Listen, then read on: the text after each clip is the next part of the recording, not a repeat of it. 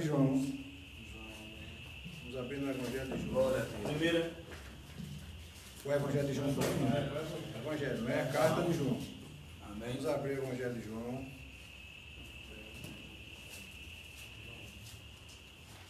Para os amigos que estão pela internet, eu estou mais uma vez no Centro de Recuperação Manancial, aqui com os recuperandos internos. E nós vamos hoje, além de participar, pregar aqui, João 6, João capítulo 6, versículo 2 e 14. Tá? Eu vou ler para os queridos e vocês acompanhem a leitura, tá certo? Seguia-o, ou seja, seguia Jesus, numerosa multidão, porque tinham visto os sinais que ele fazia na cura dos enfermos. Vendo, pois, os homens o sinal que Jesus fazia, disseram: este é verdadeiramente o profeta que devia vir ao mundo. Amém? Amém. Senhor Deus, estamos todos aqui reunidos em Teu nome e apenas e somente pelo Teu nome. Eu vou abrir minha boca para pregar a Tua palavra, que eu possa falar o que Tu queres que eu fale. Que as nossas mentes, os nossos corações, que a nossa alma, que as portas das nossas almas se escancarem, que as janelas sejam abertas, para que aquela brisa suave da Tua palavra possa vir e falar através do sopro do Espírito Santo a cada coração aqui, Senhor. É isso que eu te peço em nome de Jesus, amém. Amém. Meus queridos, por essa época Jesus tinha proferido logo o Sermão da Montanha, e um pouco tempo depois ele estava caminhando, indo para uma cidade chamada Cafarnaum, e nessa época houveram 2 grandes banquetes em Jerusalém, na época, na Galileia. Um promovido por Herodes, onde nesse banquete ele começa a beber e banquetear-se com os seus convidados, e ao final de muita bebida, e a própria palavra de Deus diz que onde há muita bebida há dissolução, há divisão. Ele chega e pede para a sua enteada, Salomé, ao qual ele tinha interesse sexual nela, que presente ela queria que fosse metade do reino lhe daria. Ela disse: eu não quero nada apenas e nada menos do que a cabeça de João Batista. João Batista era um profeta, foi o último dos grandes profetas do Antigo Testamento. Ele foi aquele que encerrou, fechou o Antigo Testamento e abre o Novo, e ele prepara o caminho para Jesus vir. E nesse banquete, entrega a cabeça de João Batista na bandeja. Logo depois, há um segundo banquete. Esse segundo banquete é não num palácio, mas num monte, onde Jesus estava saindo, atravessado o mar da Galileia. Provavelmente ele estava evitando a fúria de Herodes, porque já tinha matado João Batista. Jesus agora era o último profeta que estava vivo, e com a cabeça de João Batista servida numa bandeja para Salomé, Jesus teve motivos suficientes para sair, até para pensar um pouco, como deveria agir agora. Os motivos para que as multidões seguissem Jesus, muitas vezes, meus queridos, é como hoje, é um pouco confuso.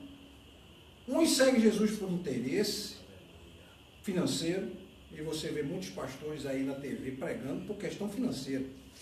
Ele, de 10 palavras que ele fala, 11 é pedindo dinheiro.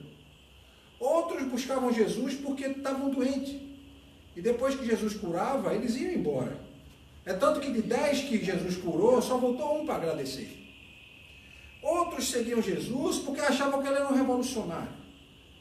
Achavam que ele seria o homem que viria libertar o povo de Israel do jugo de Roma, onde Roma, com mão de ferro e com toda a força que o Império Romano tinha, um dos impérios mais poderosos de toda a história, guardadas as proporções para os dias de hoje, é como os Estados Unidos. É hoje para a gente. Só que ele só age no país dele. Mas se os Estados Unidos resolver invadir outro país, ele tem poder bélico para fazer isso. Mas o Império Romano não tinha isso. O objetivo era conquistar. Era conquistar. E o Império Romano chegou até a Judéia. Foi até a Ásia. quase toda a Europa, ainda entrou na África. Então, essa ideia, né, que Jesus estava indo para os lugares e era seguido, levaram muitas pessoas a procurar ele. Para a cura de uma doença, para a alimentação, é tanto que a gente vai ver o que ele vai fazer depois. Então, por onde a carruagem do Evangelho passava, se aglomeravam pessoas. Como aqui estão aglomeradas pessoas para ouvir o Evangelho de Cristo. Se aglomeravam pessoas, uns buscando de milagre, outros buscando a cura, e até mesmo serem alimentados. Nesse período a Páscoa estava chegando, né? Como a nossa Páscoa aqui também, só que a Páscoa judaica tem um foco diferente, que eles comemoram, vamos dizer, relembram a libertação do povo judeu das garras do faraó. Nós comemoramos a Páscoa porque acreditamos que foi na Páscoa que Jesus ressuscitou. Então muitos iam, né, e faziam esse trajeto em Jerusalém, porque uma vez por ano iam ao templo oferecer, né, sacrifícios, né, para aplacar a ira de Deus e tentar redimir os seus pecados. Então, multidões se avolumavam a ponto de chegar a 5.000 homens adultos estarem perto de Jesus junto de um monte. E por esses dias eu estava vendo um programa, um documentário, mostrando provavelmente onde era esse monte, onde Jesus alimentou essas pessoas. E é um pequeno monte escarpado, né? Tem um mato, né? Uma vegetação, vamos dizer assim, com pedras, e eles imaginam, né, que foi ali naquele local. Não era muito alto, mas era um local onde as pessoas podiam sentar no chão.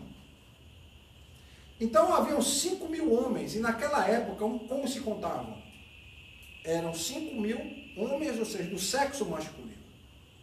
Depois se contavam as mulheres e se contavam as crianças. Marcos vai mostrar, ou seja, o evangelista, né, que eram muitos que iam e vinham de tempos em tempos para lá e para cá. E outra coisa, além disso, muitos eram muito pobres. E a gente vai entender por quê. Jesus estava seguindo para uma cidadezinha que ficava muito perto dali, né, a uma distância de mais ou menos 10 quilômetros. 10 quilômetros é como daqui até, eu acho que a rodoviária, né? Dá uns 9, 10 quilômetros até o posto rodoviário. Então imagine, essa era a distância que Jesus estava percorrendo, né? E o que é que acontece? No caminho, ele chega atravessando o mar e ele começa, que na verdade era um lago, e ele já vê as pessoas esperando ele. Jesus já estava começando a ficar, vamos dizer assim, famoso, tornando-se, vamos pensar assim, uma celebridade para o que as pessoas dizem hoje, né? Os termos que as pessoas usam hoje. Então ele estava se tornando conhecido, a fama dele estava percorrendo os lugares, e já estava se avolumando a multidão para se encontrar com ele. Entre eles estavam quem? Pessoas enfermas, buscando o que cura. Pessoas buscando restaurar a saúde perdida.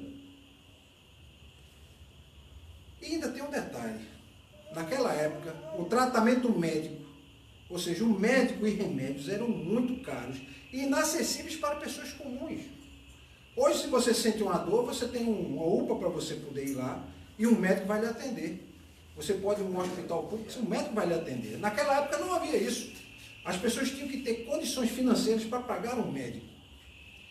Então, ali também haviam famílias com outros sentidos, com outros objetivos, né? Muitas estavam querendo preencher o vazio do seu estômago, porque eram tão pobres que não tinham nem o necessário para comer. Dependiam muitas vezes da doação de alguém. E faziam caminhadas longas, caminhadas de 30, 40, 50, 60 quilômetros, para irem na Páscoa a Jerusalém, para adorar a Deus. E outros, e na maioria das vezes, quase todos, com a solidão na alma, precisando de conhecer a Cristo para preencher esse vazio. Dá para imaginar que Jesus não tinha tempo para descansar. Dá para imaginar. 11 discípulos, 12 discípulos na verdade, mais 35. Os 11 treinavam, os 12 treinavam 35. Chegavam a treinar 70 discípulos. Fora isso, as pessoas que procuravam Jesus, onde Jesus parava, era motivo de aglomeração, era motivo de pessoas se juntarem para ver aquele que estava começando a fazer um trabalho diferente daqueles outros, demonstrando poderes que outros não tinham demonstrado. Embora o nome de Jesus seja muito comum, por incrível que pareça, né, na época se mais ou menos catalogou 50 pessoas que chamavam-se Jesus e que tinham grupos que eles lideravam. Então Jesus Cristo, o Filho de Deus, o Filho de Davi, o filho da descendência de Davi, era um que estava começando a se destacar entre todos. Agora, muitos estavam ali não porque crescem que Jesus era o Filho de Deus. Não era esse. Não era isso que eles observavam. Né? Para muitos, Jesus era um mago. Para outros, Jesus era um curandeiro. Para outros, um profeta. Para outros, um místico. Outras pessoas achavam um mágico. Outros, alguém poderia curar, ajudar a curar a doença dele, então um médico. E para outro, por exemplo, como Judas, um revolucionário. E muitos deles esperavam o quê? Maravilhas, milagres, curas de doentes, algo que pudesse mudar a rota e a trajetória da vida daquelas pessoas. Algo que pudesse fazer com que aquela vida não fosse mais a que era antes. Muitos, de certo, estavam lá com o objetivo de buscar cura. As pessoas eram muito pobres, mal alimentadas, e alguém que é mal alimentado, ele é factível de contrair doenças. A expectativa de vida de uma pessoa nessa época era 30 a 35 anos. Alguém que conseguia chegar a 50, 60, 70 anos, ele era um bem-aventurado, ele era um feliz, ele era um abençoado diante de Deus. Então, muitos procuravam Jesus, mas poucos voltavam para agradecer. Muitos eram ovelhas sem pastor. Viviam a vida acreditando que Deus cuidava delas.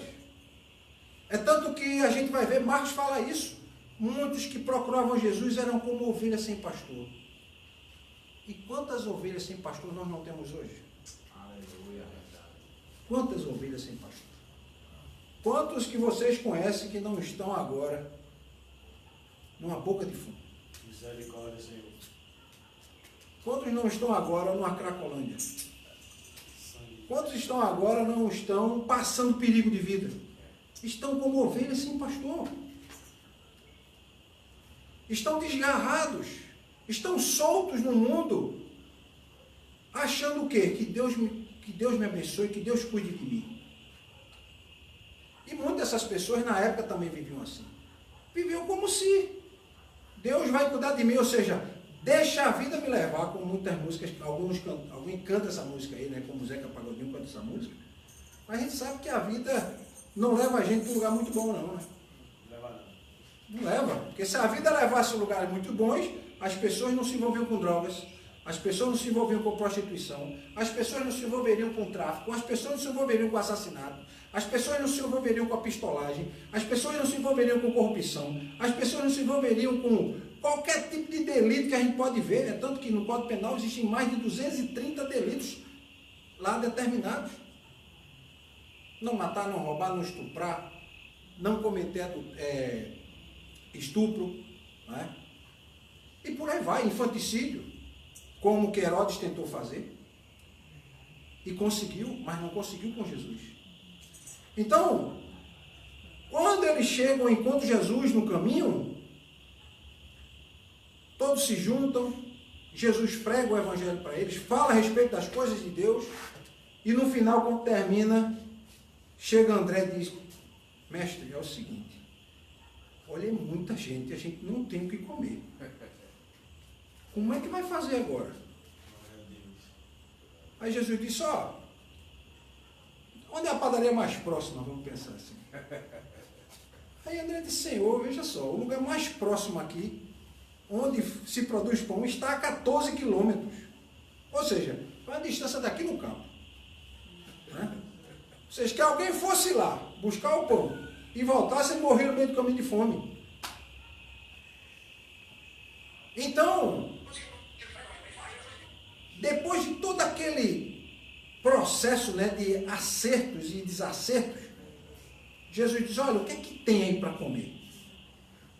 O que o homem não pode fazer, Deus pode. Glória a Deus. Aleluia. Chega a um certo ponto que o homem não pode fazer mais nada. Aleluia. Mas Deus pode. Glória a Deus, Senhor. Então, naquele momento, Jesus chama André e diz, ó, o que é que temos? Senhor, eu tenho uma criança aqui que está com 5 pães e 2 peixinhos. Traz para cá. Eu imagino a cara dele, de André. Olha assim, rapaz, Jesus endoidou. Porque como é que ele vai alimentar esse povo todinho? Eu vou dizer o que com esse povo? Alguém deve ter dito, André, cala a tua boca, faz do jeito que o mestre está dizendo e vamos ver o que é que vai acontecer. Você lembra que a gente estava com ele no casamento lá em Caná e ele transformou água em vinho. A gente não sabe o que ele vai fazer, alguma coisa ele vai fazer. Deixa eu ver o que ele vai fazer. Outros disseram assim, rapaz, Jesus parece que quanto mais dá, eu acho que ele ficou abalado com a morte de João. E como é que ele vai fazer agora? Aí Jesus pede a comida, pede o pão, pede o peixe. E ainda tem um detalhe. O pão de trigo, que é o pão que nós comemos, era muito caro para as pessoas comerem. As pessoas comiam pão de cevada. Então o pão que tinha lá é um pão de cevada. E 2 peixes.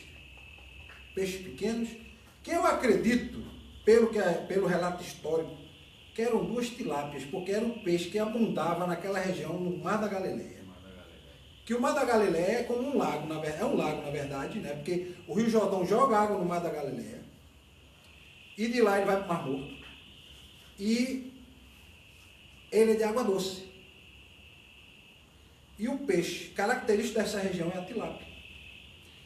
E eu acredito, né? Pode ter sido outro peixe, mas imagine 2 tilápias, né? Pequenininhos. E aí Jesus olhou para o céu e disse, Pai, agora eu vou começar a fazer um milagre. E ele começou. E foi tirando e dividindo o pão e dando para um e dando para outro. Vai dando ao povo. Vai dando ao povo, vai dando ao povo e dando o pão. E o povo olhando para a cara do outro e o pão se multiplicando e o peixe se multiplicando. Aleluia, glória a Deus.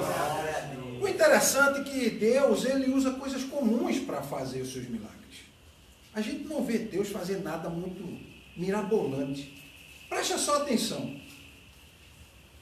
A história do Antigo Testamento mostra o seguinte, que Deus era aprazível a Deus ele usar coisas insignificantes para fazer grandes coisas. Ele, para salvar Moisés da morte, foi utilizado o quê? Um cesto de junco. Uma fibra que era abundante. E esse cesto não afunda no rio. Um rio que era cheio de crocodilos. E o crocodilo do Rio, se alguém já viu uma foto, o indivíduo chega a quase 5, 6 metros. A quase 300 quilos. Só de você ver, você morre do susto. De ver alguma coisa, aquele animal chegando perto de você. O indivíduo. Exatamente. A vara que Moisés usava. A vara que Moisés usava. Moisés usou uma vara para transformar em serpente. Engoliu a serpente dos magos do faraó. Depois, com essa mesma vara, ele bate na pedra, a pedra jorra água. Aleluia. Com essa mesma vara, ele bate no mar e o mar se Glória a abre. Deus. Aleluia. Ele chega com Davi, diante do gigante filisteu. E o filisteu, quando olha para Davi era muito pequeno, 15 anos, franzino, estava com as pedras na mão, 5 pedras. E o interessante é que 5 pedras, por quê? A história relata que Golias tinha, além dele, eram 4 irmãos. E Davi foi com a seguinte ideia: eu vou matar cada um deles. É cada pedra para cada um. Aleluia. Por isso que ele levou 5 pedras. Aleluia, glória a Deus. E ele pega aquela pedra e com uma funda, que era uma corda, né, um pequeno pedaço de tecido, segurava aquela pedra, e ele atinge com uma pedra só a testa do gigante filisteu e ele morre. O que é que Jesus faz? Pega um pão, pega um peixe e começa a fazer multiplicação. Outros no passado haviam feito isso. Só que era para pouca gente. Eliseu fez isso, 200 pessoas. Jesus alimentou pelo menos umas 10 mil pessoas. Porque imagina 5 mil homens, 5 mil mulheres e crianças. Eu não estou nem contando as crianças. Dá umas 10 mil pessoas. Glória a Deus. Aleluia. Então ele chega e faz o quê? Está lá Marcos dizendo, olha, tomando ele os 5 pães e os 2 peixes, ergueu para os olhos para o céu, abençoou os pães e os peixes, partindo os pães, deu aos discípulos para que os distribuíssem, e por todos repartiu também os 2 peixes, e todos comeram, e se ficaram com fome? E passaram necessidade? Não, todos comeram e se fartaram. Ou seja, Jesus, de uma forma, utilizando um processo de produção divino que acelera a produção de pão, que a gente sabe que o pão você tem que pegar a massa, você coloca água, você bota um pouco de gordura, você bota fermento e você tem que amassar essa massa bastante, esperar 1 hora para ela crescer, depois você bota mais 1 hora para assar esse pão, ou 30, 40 minutos, depois você espera o pão esfriar, se você não quiser comer ele quente, você vai levar pelo menos umas 2 horas a 3 horas para fazer um pão.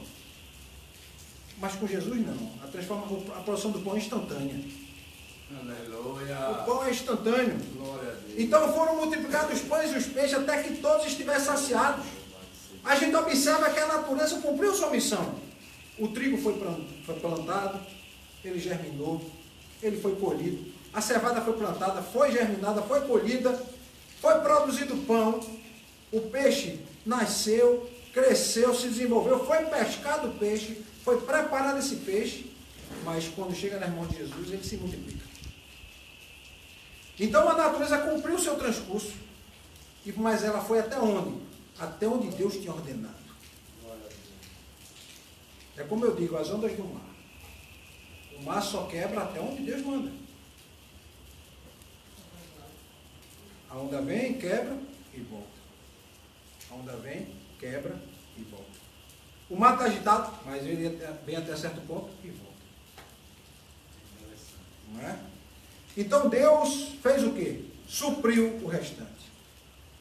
Depois que todos foram alimentados, e ninguém mais quis comer, eu acredito em alguém oferecer, você quer mais alguma coisa? Rapaz, eu não aguento mais. Eu nunca comi tão bem como hoje. Aleluia, glória a Deus. Eu não quero mais, eu estou satisfeito. Não lembro de ter comido tão bem como hoje. Porque imagina na casa onde tem pouca comida, é muito limitado cada prato. Então, Jesus faz o quê? Faz um segundo milagre. O primeiro milagre foi multiplicar, né? E o segundo milagre foi mostrar aos discípulos e aos homens do que ele era capaz. Ele pega 12 cestos e diz, olha, recolham os cestos com o que resta, para que depois a gente possa distribuir para aqueles que não têm, para eles poderem seguir a viagem. Aquele resto que foi guardado, ou seja, os pedaços que as pessoas não comeram mais, Jesus distribuiu com as pessoas, elas foram embora com comida. Aqueles que chegaram sem nada, estavam saindo com comida. Aqueles que trouxeram seus 5 pães e 2 peixes, voltaram com 5 pães e 2 peixes e provavelmente com mais algo na cesta. Então, na aritmética de Deus, na matemática de Deus, há sempre abundância. Aleluia, glória a Deus. Sempre há abundância. Mas no cálculo dos homens sempre há escassez. Porque Filipe disse, Senhor, como é que a gente vai alimentar 5 mil pessoas com 5 pães e 2 peixes? Jesus disse o quê? Realmente, como vamos fazer? Não, traz, que eu vou resolver. Então, na matemática de Deus, há sempre abundância. 12 cestos cheios de pedaços foram recolhidos, segundo as ordens de Jesus. Depois disso, ninguém poderia negar que Jesus tinha comunhão com Deus, e que ele tinha um poder divino, e que ele realmente fazia milagres. Além de curar, ele tinha uma autoprodução de pão e de peixe. O interessante é que eu sempre posso dizer que o extraordinário se manifestou em meio ao ordinário. O dia a dia da gente qual é, gente? Acordar de manhã, tome banho, lava o rosto, escova os dentes e vamos comer. Mas se nós Ao sentarmos na mesa, nós fechamos os olhos e dizemos, apareça a comida aqui na minha mesa, não faz isso. A gente vai na geladeira, vai numa despensa, pega o que tem para comer, faz o seu cuscuz, frita um ovo, assa uma carne e prepara a sua comida. E você fica olhando que a despensa, cada vez que você come, ela vai diminuindo. Mas no caso de Cristo, não. Essa é a ordem das coisas. Se você começa a comer, a comida vai se escasseando. Ela vai acabar. Mas no extraordinário isso não acontece. Quando a gente pensa que vai acabar, é que existe abundância. Porque ele alimenta 5.000 pessoas, 5.000 homens, mais mulheres e crianças, e ele depois manda recolher 12 cestos cheios. Aleluia, glória a Deus. E a estimativa que se faz é que cada cesto desse podia comportar de 30, entre 25 e 30 quilos de comida. Eram cestos grandes. Imagine a cena de todo mundo ter comida e ainda ver aquele cesto cheio de comida. Alguns não devem ter nem imaginado que Jesus multiplicou, mas os discípulos devem ter ficado assustados. E algum mais espirituoso podia ter dito, eu não disse que ele ia fazer alguma coisa? Então, meus queridos, quando o divino se manifestou em Jesus, ele se manifestou para mostrar que ali estava presente alguém que era maior que Josué, por exemplo. Um grande libertador do Antigo Testamento. Um homem respeitado no Antigo Testamento. Era o braço direito de Moisés. Jesus era maior que Josué. Jesus era maior do que Davi. O rei Davi foi aquele homem que até hoje ele é idolatrado em Israel. Como o maior rei da história. Como alguém que juntou todas as tribos e conseguiu fazer prosperar e trazer paz. E era um rei que ele não perdeu uma única batalha. Morreu de velho. Morreu idoso. Pode olhar na história. Todos os outros grandes conquistadores morreram nas batalhas. Davi não. Ele venceu todas e morreu por velhice. Logo quiseram o quê? Olharam para Jesus e disseram, olha, está diante de nós aquele que vai fazer, a gente não passar mais fome.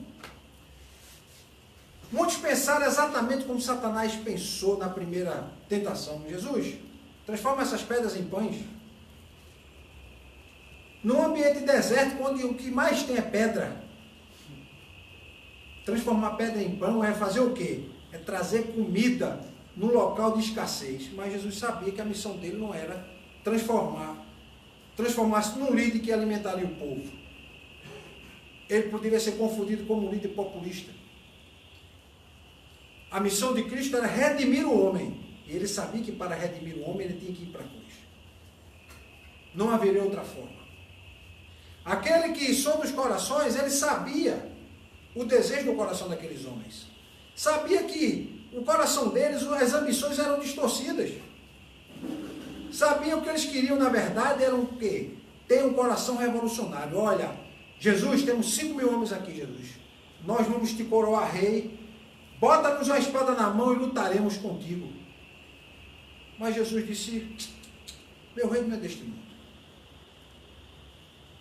Quem com a espada ferir vai ser ferido. Quem com violência agir vai receber violência. Mas sabiam eles é que os homens não poderiam fazê-lo rei. Sabe por quê? Porque Jesus já nasceu rei. Aleluia, glória a Deus. Jesus já nasceu rei, está lá em Mateus 2.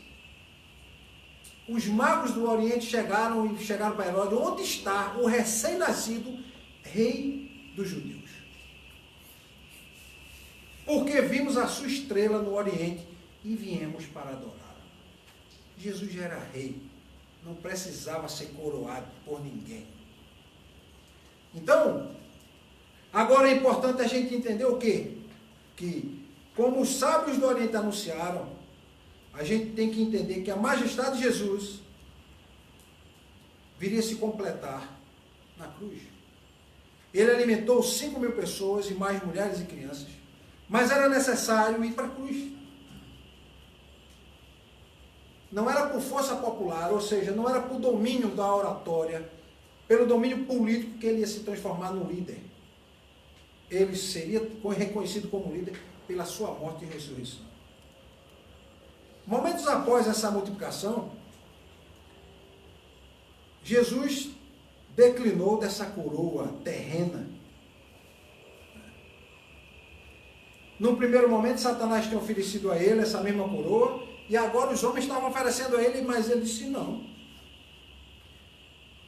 quero essa coroa. A multidão queria empurrá-lo para um trono. No entanto, ele não disse que seria empurrado para um trono, mas ele seria elevado à cruz. O trono de Cristo foi a cruz. Foi lá que ele morreu por mim e por você. Aleluia. Foi lá que cada gota de sangue derramada era meu sangue e o seu sangue estava sendo derramado. Aleluia. Glória a Deus. Seu reino seria estabelecido no coração dos homens e no coração de mulheres, no coração de homens e mulheres, de todos aqueles que se prostrarem e o adorarem. Glória a Deus. Por isso que Deus resiste ao soberbo. O soberbo é autossuficiente. O soberbo diria para Jesus: olha, não preciso que você multiplique. Eu vou trabalhar e eu vou conseguir com o meu próprio esforço, com o meu dinheiro, eu vou conseguir o pão e o peixe. Aos humildes não. Jesus, o que é que a gente vai fazer? A gente não tem condições de fazer nada. Dependemos de tudo. Dependemos do Senhor. Então Jesus foge desse reino político para implantar o quê? O reino de Deus. Aquele reino que viria trazer a salvação e a restauração de vidas. Quantas vidas que vocês não conhecem que precisam dessa restauração? Quantas vidas vocês não conhecem que também já foram restauradas pelo poder do sangue de Jesus? Aleluia. Quantas pessoas estão hoje perdidas? Muitas podem estar até mortas, que precisavam ouvir a pregação do Evangelho de Jesus. Muitos daqueles que seguiram Jesus estavam esperando um Jesus revolucionário. Não conseguiam separar essa coisa. Jesus, tu faz milagre, mas se tu tem poder para fazer isso, tu tem poder para nós montarmos um exército e derrotarmos qualquer exército do mundo. Mas Jesus disse: não é assim que eu quero conquistar e implantar o reino. Eu vou implantar o reino com a minha morte. E para um homem como eu, como você, que não tem a mente de Cristo, vai entender o quê? Como é que pode alguém dizer que vai vencer morrendo? Vai trazer vitória com a morte. Como pode isso? Um que ficou com tantas dúvidas que não suportou pensar sobre isso foi Judas. Ele esperava o quê? Um Jesus revolucionário. Que dissesse assim: Judas, vamos invadir agora Jerusalém, vamos derrubar Herodes, vamos destronar Pilatos e vamos depois ir para Roma e vamos tomar conta de tudo. Você vai ser um dos meus assessores diretos e eu vou ser o rei deste império que está se estabelecendo na terra. Mas Jesus não estava preocupado com isso. Não estava. Jesus não estava preocupado com essa popularidade barata de que você é enaltecido pelos homens, mas aqueles mesmos que te enaltecem são os mesmos que podem se conjurar junto para tentar lhe matar depois. Jesus fez o quê?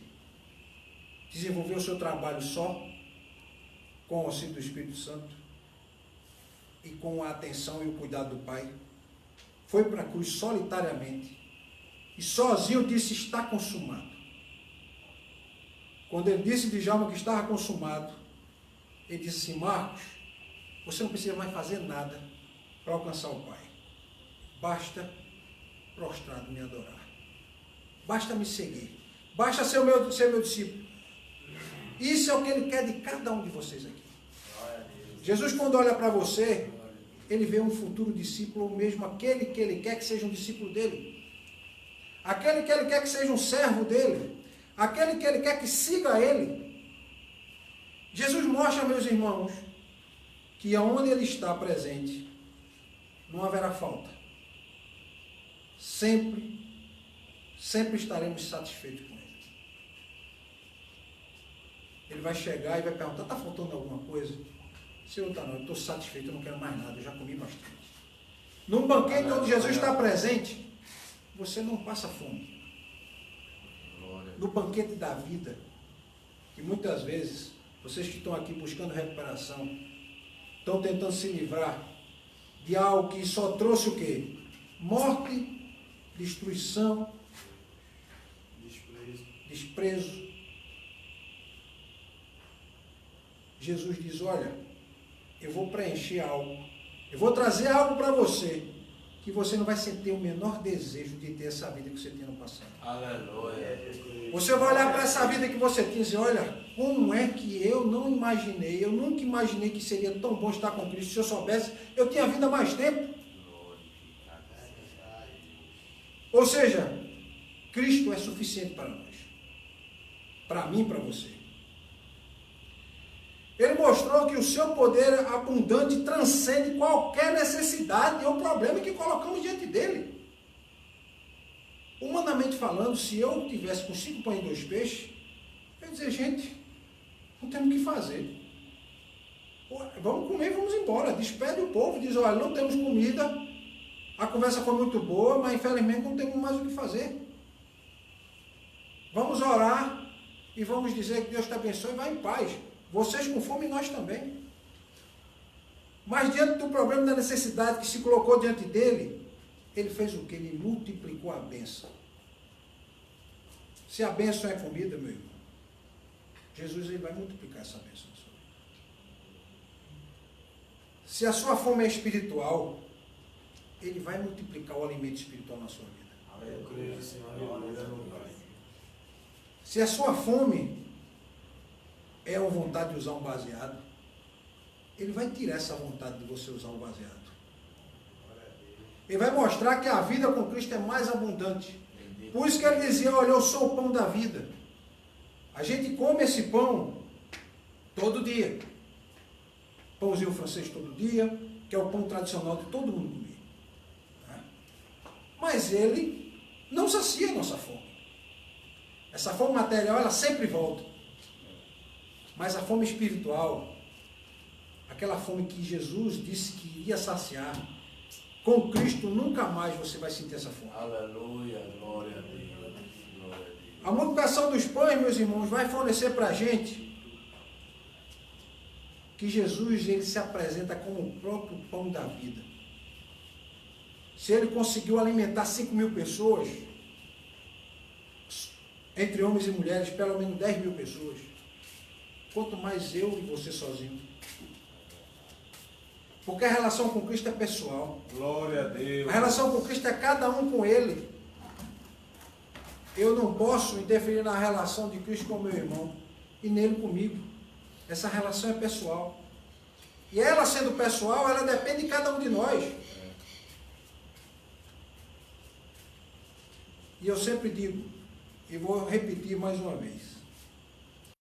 Jesus nos colocou diante da seguinte situação. Você está com fome de um pão que perece, de um pão que acaba, de um pão que sacia por um pouco de tempo. Mas ele é o pão da vida, que alimenta a sua alma e nunca mais você vai sentir fome. Não há mais nada na vida que possa suplantar a alimentação que Jesus vai dar. Se Jesus entrar na vida daquele que está lá na Cracolândia, que está no centro de prostituição, que está na boca de fumo, que está caindo na sarjeta embriagado, se ele entrar naquela vida, aquela vida é transformada. Ela não volta mais para aquela situação. E as pessoas, quando encontram você depois, encontram essas pessoas, nem reconhecem. Eu vejo fotos e mais fotos, o pessoal mandando para mim, de gente que era viciado. Quando você vê a foto da pessoa, quando ela estava lá, na Cracolândia, por exemplo, e depois de um ano, é outra pessoa. Glória a Deus. É outra pessoa, você não reconhece. Você só acredita que é a mesma pessoa por causa da foto, porque ela está falando para você. Eu era essa pessoa e agora eu estou assim. Aleluia. Jesus entrou na minha vida e transformou, preencheu meu coração daquele Glória vazio a Deus. que eu precisava preencher. E eu não sinto mais fome, não sinto mais vontade. Eu posso até sentir aquele desejo, porque a carne milita contra as coisas do Espírito. Mas o Espírito Santo de Deus me conforta o coração e me fortalece para que eu não possa voltar àquela vida que eu tinha antes. Então, para a gente poder encerrar, meus queridos, eu quero dizer para vocês que vocês devem buscar se alimentar com aquilo que vai levar você à vida eterna, que é o pão da vida. Aquilo que vai levar você para a vida eterna vai agir no teu coração de tal sorte que você não vai sentir mais vontade a praticar aquilo que você praticava antes. Aleluia. O próprio Jesus disse, olha, Satanás veio para roubar, matar e destruir. E eu sempre digo, a droga, o álcool e a prostituição vêm para roubar, matar e destruir a vida de cada um daqueles que estão envolvidos com aquela prática. Senhor Jesus, fala ao coração desses jovens e mulheres e homens que estão aqui, Senhor. Todos aqueles que precisam ouvir de Cristo, todos precisam ouvir de Cristo. E agora, Senhor, fala ao coração de cada um. Teu Espírito Santo, eu sei que Ele é quem age. Ele é quem fala ao coração especificamente, de tal sorte que, quando Ele bate a porta e alguém diz, Senhor, entra, aquela vida começa a ser transformada. O diabo já não tem mais poder sobre aquela vida. Quantas vidas não estão sendo entregues a Satanás? Quantas cabeças não estão sendo entregadas na bandeja a Satanás nessas horas? Por conta da droga, por conta do álcool, por conta da prostituição, por conta do envolvimento com o crime. Mas tu, Senhor, resgata o homem do fundo do poço e transforma. O Senhor é capaz de transformar bandido em cidadãos, Senhor. O Senhor é capaz de transformar, Senhor, mulheres que se prostituem em mães de família, que cuidam dos seus filhos de acordo com os ensinamentos do Senhor. O Senhor consegue, Senhor, tirar pessoas das drogas e transformar em missionários. Sim, Senhor. Para voltar para onde eles estavam, tentar resgatar aqueles através da Tua palavra, aqueles amigos que estão lá perdidos, Senhor. O Senhor transforma vidas. Por isso que eu gosto tanto desse versículo de Romanos 1, 17 e 18. Porque eu não me envergonho do Evangelho, porque é o poder de Deus para transformar todo aquele que crê. Glória a Deus. E nós não devemos nos envergonhar do Evangelho de Cristo, porque ele é poder de Deus para transformar. E o poder de Deus transforma de uma vez por todas. Senhor, fala ao coração desses homens e mulheres aqui, Senhor. É isso que te peço. Plantada essa semente foi no coração deles. Que agora, Senhor, o Senhor possa, através do seu Espírito Santo, regar essa semente. E que ela possa brotar e tornar-se uma árvore frondosa. De tal sorte que cada um que esteja aqui entregue a sua vida a Cristo. É isso que te peço em nome de Jesus. Amém. Amém. Bem, meus irmãos, deixa eu mandar um abraço aqui. Um abraço para os que estão ao vivo. Eu vou encerrar. Vocês quiserem fazer pedido de oração, mandem pelos comentários, a gente faz oração. E eu vou mostrar aqui a equipe, porque eu das outras vezes eu mostrei, o pessoal ficava perguntando, pastor, mostra onde é que o senhor está. Eu vou virar a câmera para vocês verem e vocês dão um aceno para esse pessoal. Amém? Pronto. Esse é o pessoal aqui que está no Centro de Recuperação Manancial. É o pessoal que está aqui lutando, né, bravamente para sair das drogas, sair de todo tipo de vício e dificuldade que a vida tem trazido para eles. Buscando um sentido, e a gente sabe que o sentido da vida é Jesus. Amém? Um abraço a todos e até a próxima live.